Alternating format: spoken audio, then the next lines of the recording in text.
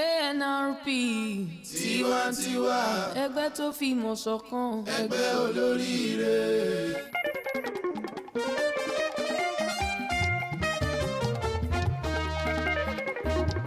You are the pathfinder. Yo. Ogun ti ń retí. Ọmọ Adéwálé. You are the next governor. Adewale. Ogun ti ń retí. Adewale. Omoniyi. Ọmọ Yewa olóríire. Ẹ̀túyàyà àdìgbò fún. Mo rí pé ó máa ya ọ̀pọ̀lọpọ̀ èèyàn lẹ́nu láti rí mi bí lénìí. Mo ní nǹkan tó bá wù ẹ́ lẹ́nu ló lè fẹnu ẹ̀ sọ. Ẹ jẹ́ kán táàgì mi pẹ̀lú àwọn èèyàn gidi. Kò sẹ́ni tó máa fẹ́ kán táàgì òun pẹ̀lú àwọn olórí burúkú. Tí wọ́n bá ti ń táàgì mi, tó bá ti jẹ́ pẹ̀lú àwọn èèyàn gidi, tó bá ti jẹ́ pẹ̀lú àwọn tó nífẹ̀ẹ́ ará ìlú, tó bá ti jẹ́ pé àwọn tó fẹ́ lọ sìn tí ì ṣe pé ti àpárá wọn nìkan ni, ẹ fi wọ́n lẹ̀, ẹ jẹ́ kó táàgì mi. Ó dà tán bàbá táàgì mi, èmi fúnra mi màá táàgì ara mi. Ìyẹn tún kọ́. Torí tó bá wọlé. Bẹ́ẹ̀ yà tún wà lára.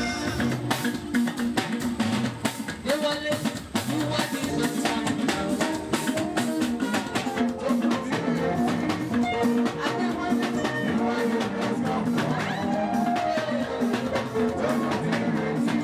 ANRP.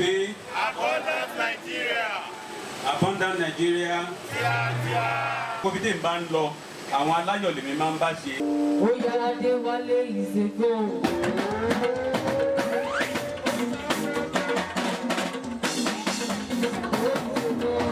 Ẹ̀yin tí Adewale ọlọ́run dídá.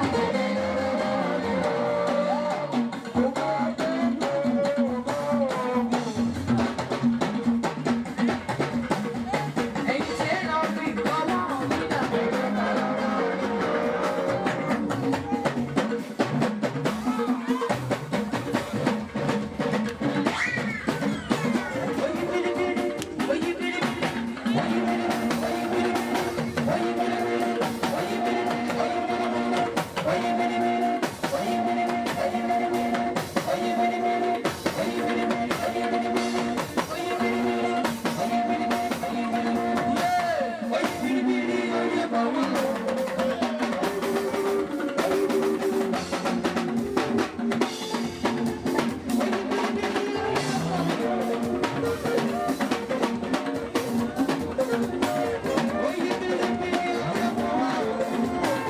I hereby present my able, my competent, my humble deputy, the most beautiful deputy governorship candidate of the Abundant Nigeria Renewal Party, ANRP. Ẹ bá mi dìde kí ẹ bá mi fún ọ ní àtẹ́wọ́.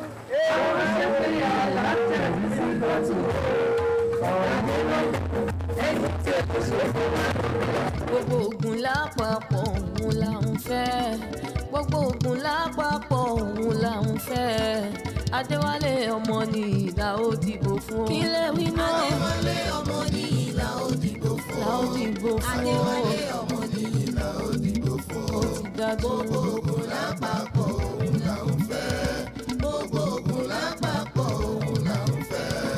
Adéwálé Omoniyi là ó dìbò fún. Adéwálé làwọn ayàn òde ní. Omoniyi nílùú yàn òde jì.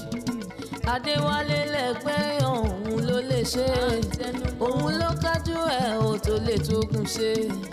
Adéwálé Omoniyi là ó dìbò fún.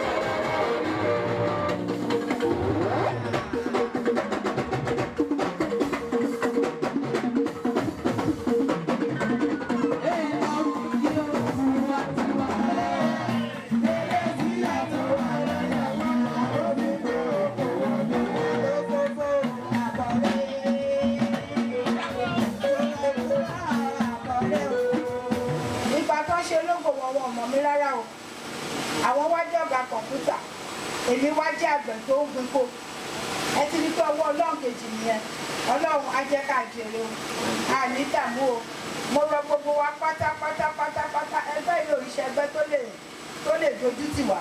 orúkọ mi ni Ọ̀túnba Ibrahim Adékọ̀yà ọmọ bíbí inú Ìjẹ̀bú Ìfẹ́ a wà lẹ́gbẹ́